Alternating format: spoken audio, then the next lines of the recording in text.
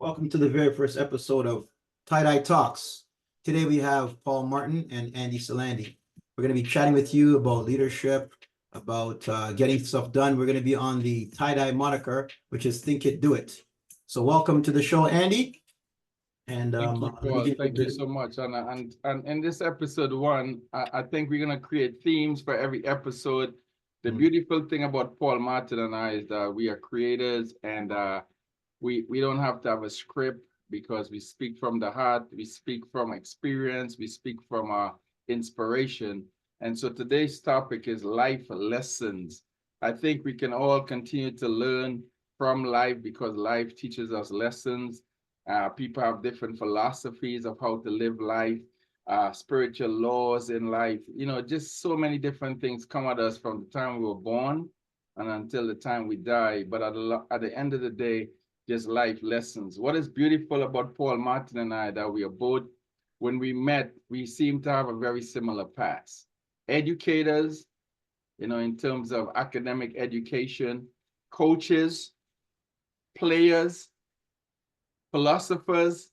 Andy, we got to tumble who we are. You're jumping into all that stuff, man. They don't know who we are, man. We Okay. Well, first of all, I am Paul Martin, but I'm not the former Prime Minister of Canada. I got the same name, right? But you can see I'm not the same skin color, but I'm a different guy. But at the same time, it's about leadership, right? So first of all, I'm Paul Martin. Like Andy said, we're jack of all trades, masters of none. And when you're having fun, that's all it's always about, right? So number one, as Andy said, I've been a soccer coach. I've been an educator. I've been an advocator.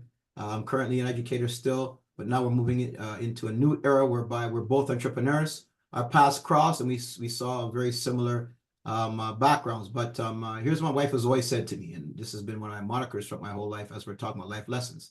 If you want to go fast, go alone. When you want to go far and you want quality, got to go together. Can't do it alone. So that's what we're doing right now, because no man is an island. And we're here to talk to you today about those life lessons of learning that no man, no woman, no person, whichever is your fancy. But we're here to chat a bit about our background. So again, not to go too deep into it, you'll learn about who I am and about who Andy is as we go through. But as Andy has said, educator, coach, player, many titles we've held over the years, business person, entrepreneur. My background specialty has been also in IT and in marketing, and more so of the marketing and also being a creative. So that's what Andy will talk to you a bit about, because sometimes I drive him nuts with how long I take to do stuff. Well, I got to jump right back in, just like So you go ahead, said. Andy. Creators, the attention to detail can drive you nuts. We Paul and I live on the same philosophy of think it, do it. That's why hence tie-dye talk. TIDI stands for think it, do it. Another version of that is hope and faith. I believe all of us are commissioned to live life in a think it, do it mantra. And I love Paul because he does size and cross T's, but he's a creative. So for me, sometimes like when we're getting ready to start the show, Paul is a perfectionist. And I said, man, we have the time. Let's start on time. Let's end on time. But it's a free flowing today. What are these life lessons we want to talk about?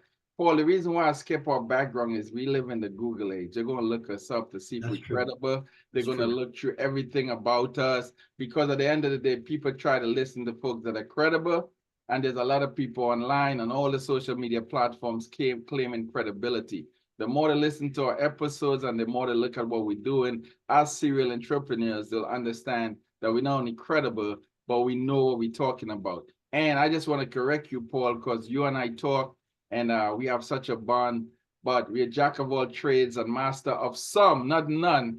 We just have too much on our plate. We don't know how to say no. So in this new year, all life lesson, my major theme for this year is learning to say no. Think about it.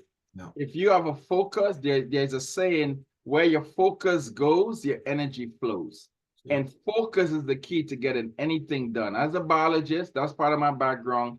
If I take a magnifying glass and I put it on a certain spot and I focus it in there, the light energy is going to penetrate, it's going to create a spark, and then we could burn down the entire city. So without that magnifying glass being on that spot to focus, no light, no burning down, and therefore your projects don't get executed. So for me, Paul, our life lesson theme as we talk about this first podcast series and this first theme in terms of what we should learn and what we can teach others, because we continually learning. Once we are alive, we learning, is learning to say no. What's your thoughts on learning to say no, Paul? Because you're a go-getter, you're a doer, and I get overwhelmed listening to you because you're doing what I'm doing, and it reminds me, man, we can't keep doing all of this for everybody. Well, you know, I think, Andy, this is where the religious part comes in. Some people don't like to talk about religion, but we're going to talk about it. We're going to talk about all the things that say you're not supposed to talk about. Don't talk about sex. Don't talk about sports. Don't talk about religion. Don't talk about finances. That's what you got to talk about, right? So we're going to talk about all that stuff. Why I say master of none, first of all, Andy, just going back to that point, is because I don't think I'm a master. I'm continually ever learning. Even if I am a master, I'm going to keep on learning. Here's a quick little moniker for some of you people. I walked up to the door of life and knowledge, trying to know everything. And my key didn't quite fit. So I bent down and peeped in the peephole, and I became dismayed because I realized how ignorant I truly was. So I went away to go back to get another key, come back again to try and see if I could get into that door of life and also that door of knowledge.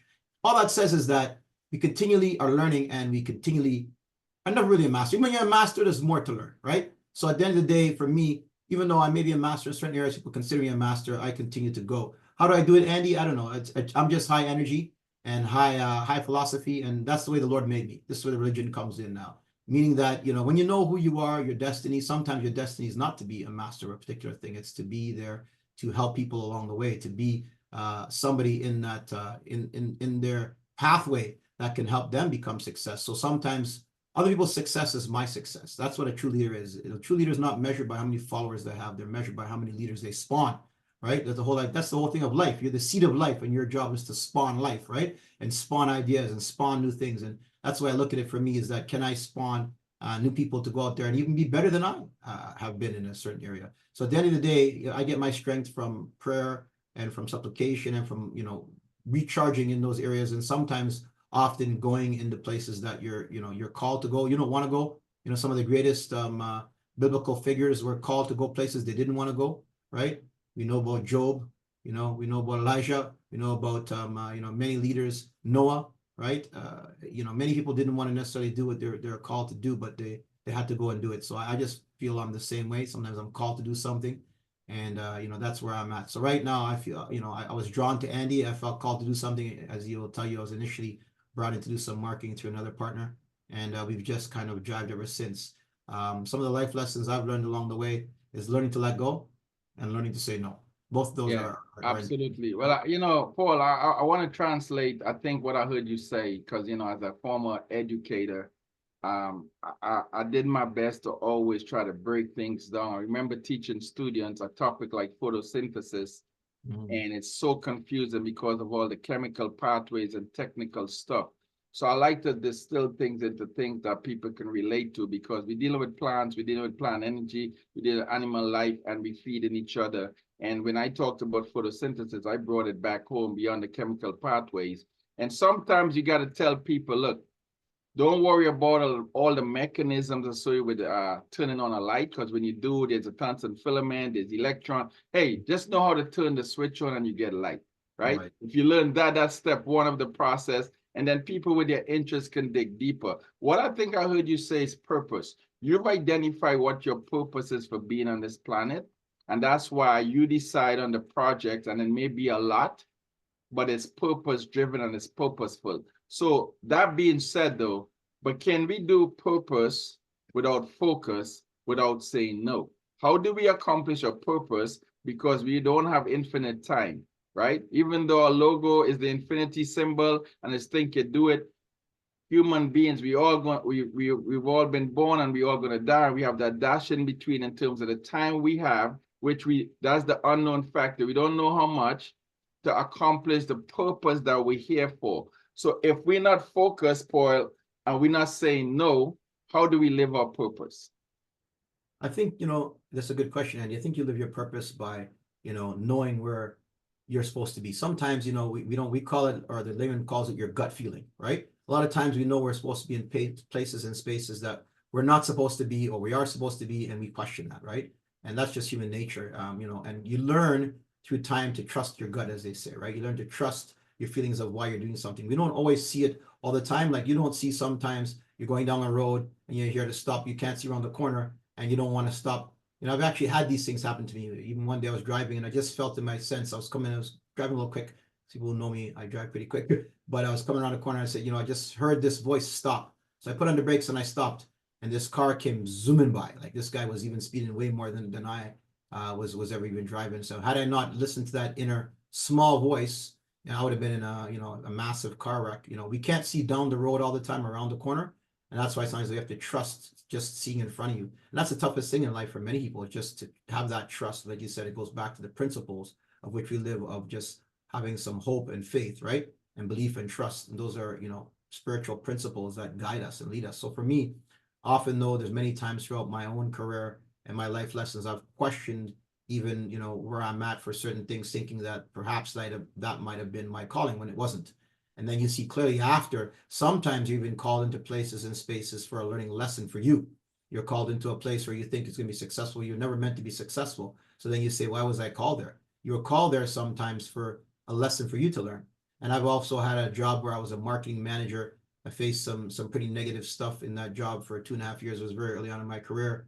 And some things were done to me around racism and around other things. And it was a young gentleman who they hired on, who was just beginning his career. And they made him manager over me, which didn't even make any sense, but whatever. I continued to display a positive attitude and work really hard in that job. And later on, when I ended up leaving that job, he came back to me and said I was a light and a beacon and a source to him. And I came to find out that he was a believer of the faith. And we even prayed together. And we came to realize through that prayer supplication that I was there for him. I was there for him to learn for him to learn from me and to be a better person and to go on. And it's someone I still talk to this day. So we never know, who's in our pathway, where we're called to go. If you're willing to be a soldier, you just got to sometimes be on the front line. Sometimes you're called to be the general. Sometimes you're called to be the specialist. Sometimes you're called to be the hitman. Sometimes you're called to be the guy that's in the back of the room. You have to embrace that calling, but also, like you said, you have to know what that calling is, right? And you learn that through time. So Paul, I want to jump in because I've been looking forward to play football with Paul, soccer with Paul, because we're both soccer players. But I sometimes wonder when we're playing, how we gonna play? Because when I pass him the ball, he keeps it, he dribbles like 5 guys, and I'm there open, and I'm letting pass it back. And he has so much information, so much ability to take people on. He's dribbling. However, I just want to make sure our viewers or listeners, if it's one person, if it's one life we impact from this tie-dye talks, meaning our own, that's enough. Because as leaders of our community and our businesses, we interact with a lot of people on a daily basis. You answered my question about how do you live your purpose with focus on saying no. It's called, you said it, listening to that inner voice. We all hear it, but we ignore it. It doesn't have to be loud, but we do all hear it and we ignore it. Sometimes we're busy doing whatever. The inner voice says, stop texting. I go through it all the time. Stop texting. And then you get a warning, you almost run off the road, and then you stop texting, because initially when the inner voice said it, you ignored it, and then all of a sudden you get a wake-up call, your heart rate skips a beat, and then you stop. You're like, okay, let me listen now. Some of us, we have this philosophy in life where we have to get burned to learn. Paul, do you believe that's true? Or can we say this another way? Because something you get burned and you never recover from the burn. So do we really learn from getting burned? The car crash and you die, what are you going to learn? So what do you think about this burn to learn? And going back to your inner voice you just said, that's telling you the right thing to do to stay focused on your purpose and your mission, and you ignore it. Sometimes, you have to get burned, but the question here is, can you be smart enough to not get burned? And listen to that voice. Going back to your soccer analogy, it's funny you say, because I teach that all the time. I teach that when that guy is taken on and dribbling the 5 guys, do you stand around and watch, or do you make that hard run to the back post? It's his job. So you got to know, Andy, that I'm the guy that I take on the 5 guys. As soon as I hit that 5th guy, I'm sliding you the ball at the back post for you to tap it in, and you look amazing. So that's where the teamwork comes in, and having the faith, because a lot of players won't make that run. A lot of players won't make that investment. A lot of players won't do that job, that dirty job. Why am I running down the field for a coach? I'm never getting that ball. He always dribbles. Well, you got to have faith, hope, trust that player is going to slide you the ball, because that's what teamwork's all about, right? So sometimes, we might not slide you that. Hold on. But to their point, they run 10 times, not passing the ball, and nobody's correcting his behavior. They're not going to keep running. How do we fix that? Well, that's the point. It's not going to get to 10 times. You see my point? Not with me, and not even with your own life lessons. And if it's got to get to 10 times, that's where you get the burn, right? You're going to get burned because you're not going to get to the 10 times, right? And the question then is, how bad is the burn? Is the burn that you're sitting on the bench? Is the burn that you're not playing? Is the burn that you quit the game completely because you're all pissed off with the coach? You know, what's the burn, right? And the burn is different for everybody. And the funny thing is that, Andy, we all learn differently. We're all different kinds of people, right? You know, you have to discern who you are. I mean, whatever we say, you say, I say is not what, you know, our listeners are all going to be. There's going to be different listeners in the audience who get burned at different stages and parts of it, right? The point is can you build a cohesive unit? Can you now engage yourself, but also your team that you work around you to then understand, guess what? You know, Andy might dribble, you know, 5 guys 2-3 times, but he's still going to slide you the ball. Paul's going to dribble maybe once and slide you the ball. This next guy's going to dribble 4 times and then slide you the ball. The question though is that going to work out for what you have and for your overall team, right? And then there's the guy, like you said, who's never going to let the ball go at all. The point is that he's not going to be on the team or my team or your team very long. You know what I'm saying? So that's the point there, is because, you know, we all learn, and sometimes it does take a learn that this guy's got to get burned. And the burn is the guy gets, you know, cut from the team, or he's not part of the team. He's got to go to another team. And then guess what? He finds out the same thing in another team. Then he finally figures it out. He comes back and he says, you know what, coach, man, if I'd only listened to you the first time you told me, I wouldn't have to go through all that. But sometimes we need to go through all that in order to understand and get to where we need to get to. You know, so everybody's path and walk is different. And so my point is that, you know, as I get older and hopefully more wiser, you know, you learn that, you know, the burn that you got to face, sometimes it's, you know, through your own stubbornness or your own lack of understanding the authority, but at the same time, it's there for you to continue to grow. And because you got burned this time, you can't let it stop your growth, right? Your growth might be a little slower in one area and faster in another. The bottom line is that you continue to grow as a person, you continue to extend who you are and who you're becoming. As the ancient Egyptians said, I'm not a human being, I am a human becoming. Wow. Paul, I you know, we started this is episode 1 of Life Lessons. The reason why you and I don't need a script or agenda, right? Script. What's that? What's a script?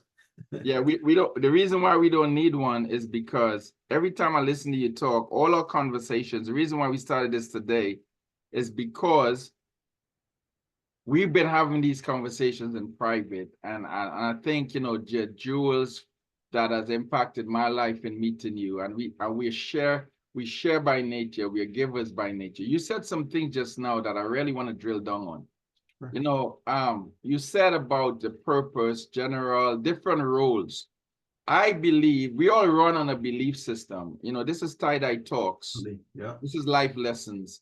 And don't matter what we say, every human being is running on a belief system that's been conditioned from we born to the society, the culture, the education, you know, the mentors, you know, everything that we plugged into is influencing our belief in one way or another. My question is this. I believe that everyone is born with a seed of greatness.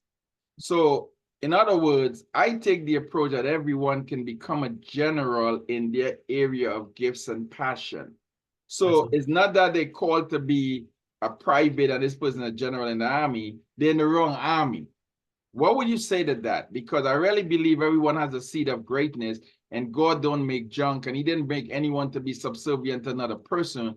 But if you're not aligned right in terms of your passion, your purpose, the job that you're in, maybe that's why you're not living into your purpose and excelling based on the gift, the seed of greatness that you're birthed with. What would you say to that, to kind of drill down on your philosophy that you just talked about on a spiritual level, what we call to do? That's a really interesting question, because when does your journey end? Your journey ends when you reach one destination. I'm trying to get to New York. So I get to Buffalo and I cross the border. I'm supposed to get stuck and stay in Buffalo, but yet I'm never supposed to pass through Buffalo. You might be called to be a general, but guess what? You have to learn how to be that foot soldier so that when you are a general, you can command those foot soldiers and have a better understanding that you may ever had. What if your general is clueless? What's that? What if your general is appointed in, not by earning what you're talking about, by somebody politically appointing him, and you have more ability than the general? You're a foot soldier, yes, but in your spirit of discernment, work ethic, and really leadership skills, you're not being elevated because it's not an earned elevation. It's a political or contaminated elevation. Well, what would you say to that? Those things happen all the time in life. My point is just, you got to start to not worry so much about someone else's path and what someone else's is. You have to start worrying about what your path is and where you're meant to be. And you might meant to be there for even a hot second, but you're meant to be there. The question where a lot of people have, and the problem they have, is they can't have good discernment, or they can't understand why they get stuck or why they're somewhere, right? Getting stuck. A lot of people get stuck, and why they get stuck is because of our own selves, right? And you don't see maybe that greatness of that seed of you being a general, and then you somehow think that you're meant to be only a foot soldier, right? When you, like you said, rightfully so, are meant to be a general. But what you're not realizing is that you're meant to be a general, but you're still meant to be a foot soldier along the way to your path of becoming a general. Nobody just goes from being one thing to the ultimate next overnight, right? Things don't happen immediately. Sometimes they do for some people, right? But the point is for you to recognize that it's part of your pathway. And that's what, for me, I can only speak for myself, that I've realized there's many things that I've done, and it's not until after I've seen how it's contributed to where I was or what I was doing, right? So my point was, to what you were saying, Andy, rightfully so, that sometimes you're going to get into situations that are negative situations, or situations that really leave you questioning your purpose or your destiny or who you are. And what you're not understanding is that you're there as part of that destiny anyways, part of that growth. Just don't get stuck, right? Continue to elevate, continue to learn. And sometimes that means, back to your point, that you're in the wrong place, right? And being in the wrong place means that you were sent to the wrong place for a reason. Sometimes that's what we miss. We don't understand we were sent to the wrong place for that we can understand what the wrong place is, and then we move on. Just don't get stuck there, right? Well, had that analogy in terms of driving. I remember one time we were going to New York. We arrived really early in the morning, and we were in the wrong place. So we pulled into this gas station, a lot of unsavory characters, and everybody in the car, my wife, my mother-in-law, they're all kind of upset. I said, look, just hand me a couple of dollars. I want to get the right direction. So I pulled up to somebody's homeless person, gave them a few dollars, and said, look, and everybody's kind of scared in the car. I said, don't be scared. We have to have a discernment and a power of conviction. I said, look, I took the wrong road. I got off here. This is back in the day before, internet and cell phones, GPS, no GPS. maps and GPS. Your GPS was a map. You had to, draw on the map and ask people, as we say back home, go down there around the corner by the bush and turn next to the tree and 5 furlong to this and that. And that's how you got directions. So anyways, I pulled over, kind of chatted. Everybody's kind of scared, and I just kind of chatted with the guy. And that's the thing, befriending people. God gave us a spirit of hospitality, hospice, understand what the root of the word is. We talk about this all the time. We're meant to treat one another well. The Lord says, be careful of how you entertain strangers, because you may be entertaining angels unaware, right? God has always been about, and you look at many religions, about hospitality. The root of the word is taking care of your neighbor, offering them food and drink and housing and clothing. When somebody comes to you in need, you do that for them. And that's at the heart of our spirit, Andy. So at the end of the day, I turned around and offered this person a few dollars and a word in conversation, and they directed me exactly how they said to do. I did, and we got to where we need to be going. But, I had the faith and conviction that I didn't have a spirit of fear. It's another thing the Lord says, I've not endued you with a spirit of fear, right? The only fear you should have is a healthy fear of the Lord. So, at the end of the day, I firmly believe that, you follow, that inner voice in that gut, back to where it's saying again, and, you'll find your way out of where you're at to where you're supposed to be. Paul, this is life lessons. You know what I'm learning in talking to you in our first episode? The person who asks the questions get to speak the least. So you need to start asking me questions, because I'm caught in the cycle of asking the question and getting the answers. But I want to talk. But here's what I want to say. You say we're going to discuss things that are taboo in society. And we're not going to talk about religion from the standpoint of which religion has the answer to our life lessons. We're going to talk about the spirituality aspect of our existence. So my question again, because I love to ask questions when I'm talking to someone that have the kind of level of intelligence and experience of a Paul Martin, I honestly like asking questions. Maybe it's a professor in me. Do you believe that God rewards faith? Absolutely. I mean, what is faith though? I'm going to throw a question back on you. What is faith? Okay, so the definition, right? The biblical definition. No, hold on. Don't give me a definition. You tell me what faith is to you and how that has. Okay, so I'm going to define it first, because people may be listening to the word, and we have Webster's and we have different interpretation. The substance of things hoped for, the evidence of things not yet seen. For me, faith is doing with the knowledge that things will work out in the end. No evidence, but you don't stop doing because there's no evidence. You do what you're supposed to do, knowing that the results will be afforded because you're doing things rooted in spiritual laws.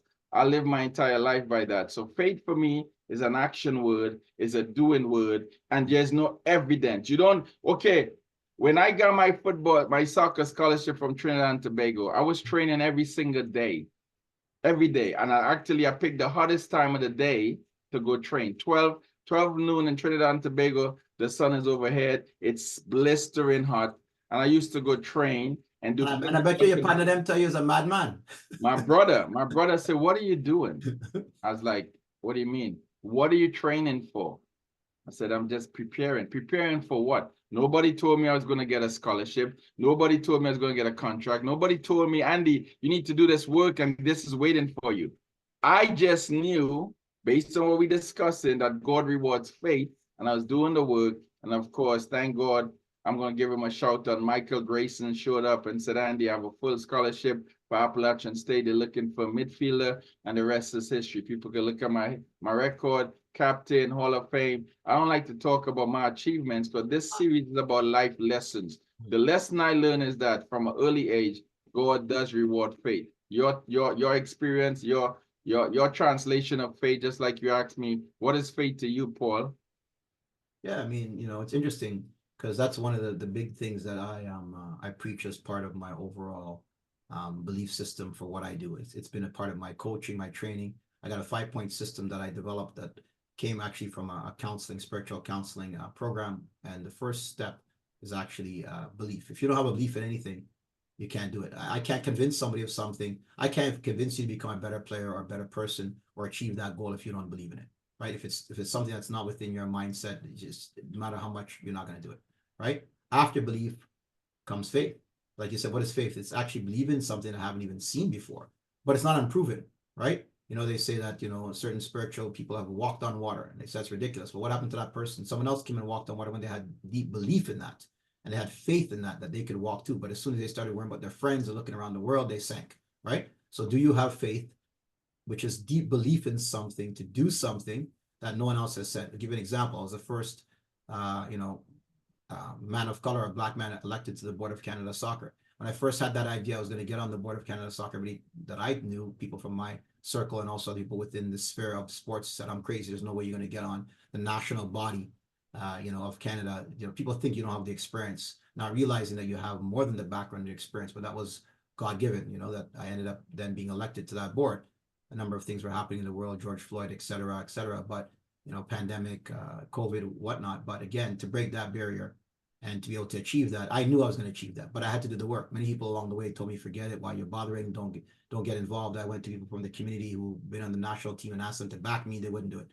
Part of it, I went to people who are actually, I've known in my my walk, and people who maybe were against me, not say they're an enemy, but a person that's not necessarily in line with me. And I said, look, you need to back me. You owe me this because you know who I am, you know what this is about, and I have a conviction that I'm going to get there. And then they did that. They backed me, right? So sometimes people we think along the way have done us wrong or not basically agreed with us along the way, and we don't consider them an ally. You have to consider them an ally because those are the people who can help you achieve and help you grow and look at yourself from just a different perspective. Many people live in an echo chamber. What's an echo chamber? It's living in a world nowadays whereby everything is only positive and everything is only towards what you think it is. Yes, you should be positive and have to surround yourself with positive people and like-minded individuals, but don't think the world is rosy, that nothing negative comes your way. So I think with that, Andy, all I'm saying is that, faith is this ultimate belief in something bigger than yourself, that what's going to happen is going to happen, right? And like you said, you don't always see it, but you're committed to doing it because you know that the outcomes are going to be positive. Well, I think every sermon has faith wrapped into it, has hope wrapped into it. I don't care what the religion is. I know faith and hope are the tenets of a lot of spiritual lessons and laws. Do people live by it? We have a society today where the online world, the online gaming, gambling world is ramping up. A lot of people, they have the lotto mentality. Is that really faith, or is that, just wanting to have something quickly because we don't necessarily want to do the work? But here's my thing. This is Life Lessons, Tie-Dye Talk, episode 1. We're going to keep doing it anyway, because we're not doing this to get likes. We're not doing this to get followers. We're doing this to have an extension of a life purpose, which we live every day, Paul, in Tie-Dye Nation, right? We're going to talk a little bit about Tie-Dye Nation, but I do say, I don't want us to have to break out a couch because it's a therapy session for you and I when we talk, because we got so much collateral things in the past, right? I have a good friend that says you can't live life looking in the rearview mirror, right? Where we going is 2024. We had some tragedies along the way. 2023, a personal friend that is dear to us that that impacted us, that rocked my philosophy about this thing can do it and tomorrow is not promised. It's a very real talk. It's real talk. So now, you know, we also here, I'm going to bring out a lot of life sayings. Laughter is good for the soul, right, Paul? And you already had me laughing. You went back into your Trini vernacular just now. We got to keep it North American because we want our viewers to understand.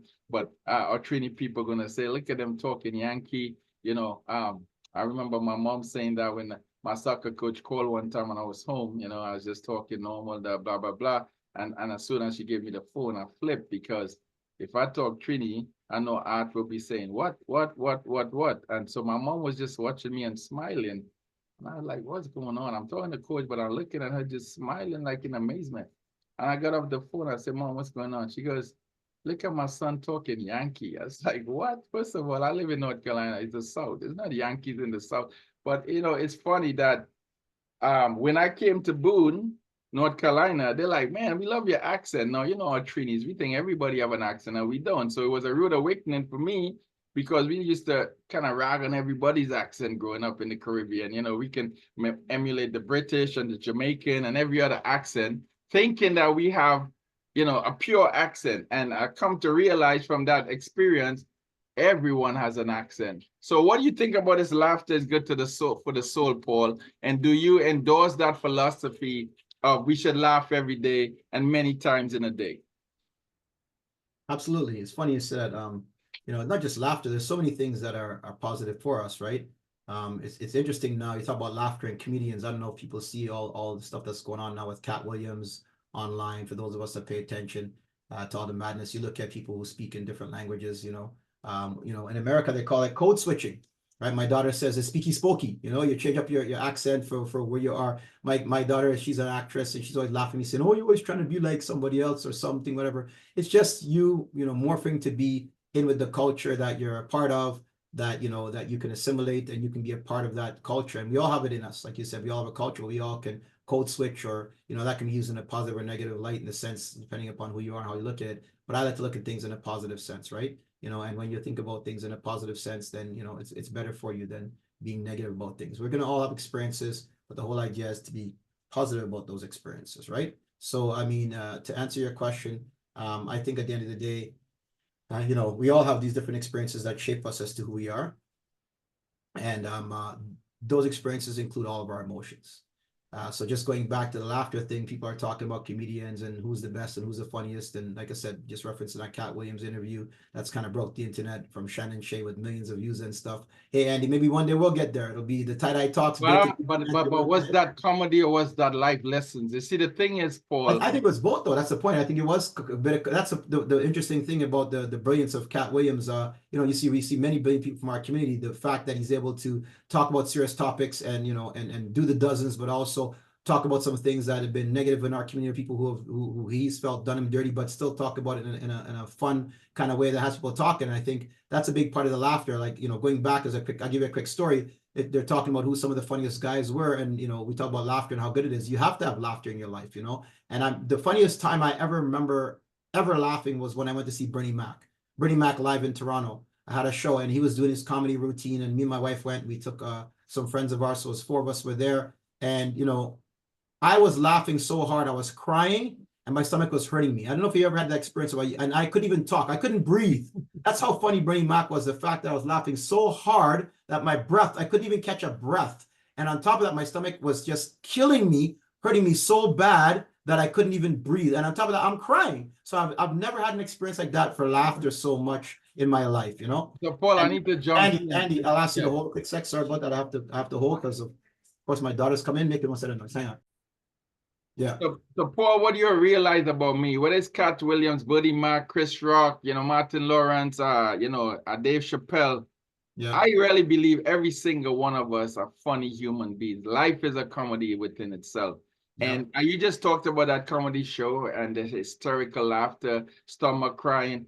The last few weeks, my wife and I in bed talking about life and stuff have got to hysterical laughter with either something she says or something I say, because of the life lessons, having kids, having grandkids, having experience in your business life. She's a physical therapist. She deals with patients all the time. Sometimes it's laughter, but sometimes truly it's crying because you deal with a patient in a geriatric sense that you show up and where's Miss So-and-so and they've passed away. And that's when the laughter gets really abbreviated for the reminder that, man, tomorrow is not promised and we're not here forever. So this is why I think laughing every day, it has this physiological impact on the body. You feel good. You really do, right? We cannot laugh with that crying with that laughter. Some people cry and feel good too. We are emotional beings, right? And so people gravitate to different emotions, maybe to feel good, substances to feel good. But yeah, that interview that broke the internet was a lot of life lessons. It was a lot of tie-dye talks. Our goal here, let's end on tie-dye nation, Paul, Sure. and what we really doing and our vision with tie-dye nation. I'll let you start because once I met you, and we got to give a shout out to our partner that connected us, Mr. Kendall Rez, who brought you into the Tie-Dye Nation family, and you've elevated it with doing so much to sort of galvanize the vision and take it to a whole nother level. Tie-Dye Nation for you is what, Paul? So this idea of a nation, what is a nation? It's a group of people who are organized with a common goal, right? And that common goal can be many things. So for us, the nation is this common goal of uniting a worldwide, passionate group of people who understand various aspects of sport, but also of business and life. And we're here to help educate those people in us working together, coming together as a nation, a family, a group, to be able to find success for those individuals as they move forward in life. And success comes in different stages. So if we look at the athletes we've been mentoring, coaching, developing over the years, everybody's been focused on one destination, not just getting to be a professional athlete or getting to be a college athlete or getting there. What happens next? There's far too many places that have not offered the services, the guidance, the mentorship, the leadership of what's next and what's next and what's next. We're going to be able to do that, not just by ourselves, but as we said, no man, no person, no woman, nobody is just an island. We're going to build this nation of people so that you have the resources within your network. A lot of young people know that the number one thing they're told is to build a network, right? Often you've heard the term or the moniker, it's not what you know, but who you know.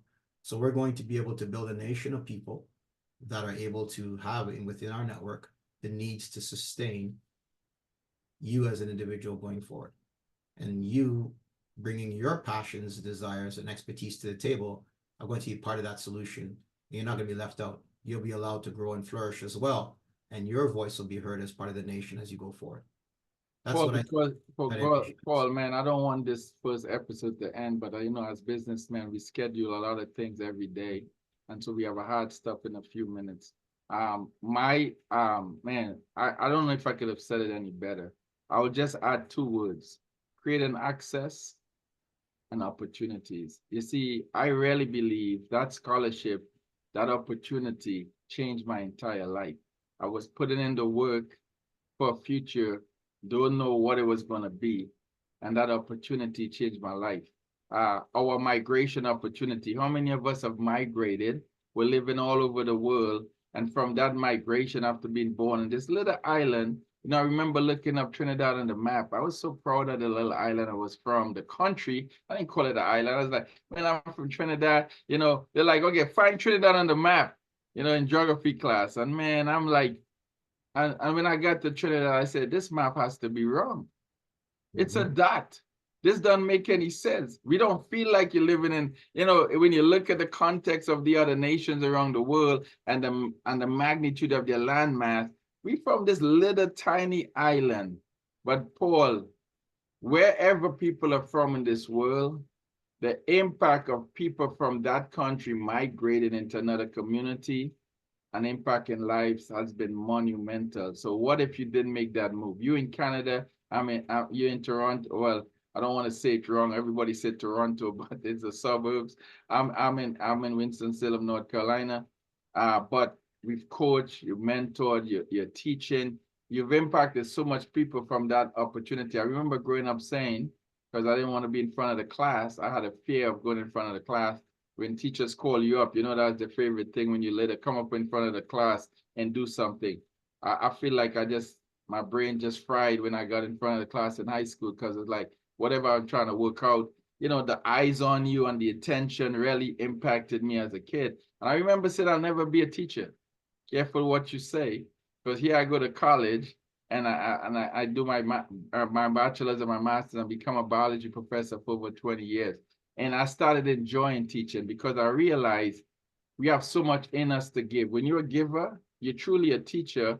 When you're a coach, you're a teacher. But I think we all teach. We all teach in our own way, no matter what the profession is. You can see elements of teaching, and teaching is learning, by the way, right, Paul? The more we teach is the more we learn. I think as we close, Paul, this was your idea. I love to give credit where credit is due. We talked about it together, but you forced the issue for us to start today, episode 1, January 12, 2024. It's been incredible. I really enjoy it. So it's just an extension of what we do all the time as business partners. What closing life lesson can we leave the audience with today, Paul? I'll put it on you to come up with. We touch on a lot of things. Maybe I don't know if you can summarize the themes that was covered. We unpacked a lot in this short time. But what closing? I think we'll always begin with a theme. Today was life lessons, and we always end with a message from that theme, so we can leave something significant from the conversation. What would that be, Paul? Interesting. I think that it just wraps itself up in what the title is above us and around us. Tie-Dye Talks, right? We're here to think it, do it. You talk about it. We're going to talk about along the way, because the word is powerful. Many things were pronounced. The word pronounced the world. The word pronounced direction. The word pronounces your path in life. And we're pronouncing the word here today. However, you got to do it. So at the end of the day, Tie-Dye Talks is going to be about, you think about it, you talk about it, you got to go do it. And that's what we'll leave you with. The life lesson is, you think about it, you talk about it, go do it. Don't even lesson I'll leave you with on the other side is, be careful who you talk to about it, because some people you talk to about it will kill your dreams or will kill you talking about it. But it is important to talk about it. And the way you're going to talk about it, though, is pronouncing it into it happening, right? You're going to be positive about it manifesting itself. You're going to talk manifestations. You're not going to talk negative talk.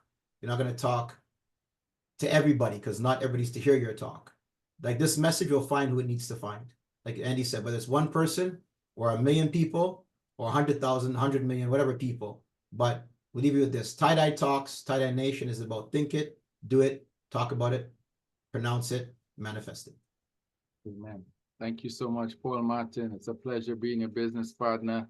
This was episode 1 of Tie-Dye Talks. We will convene next Friday, same time, same channel, the Tie-Dye Talks, episode number 2. I can't wait. Thank you so much. Have a great day.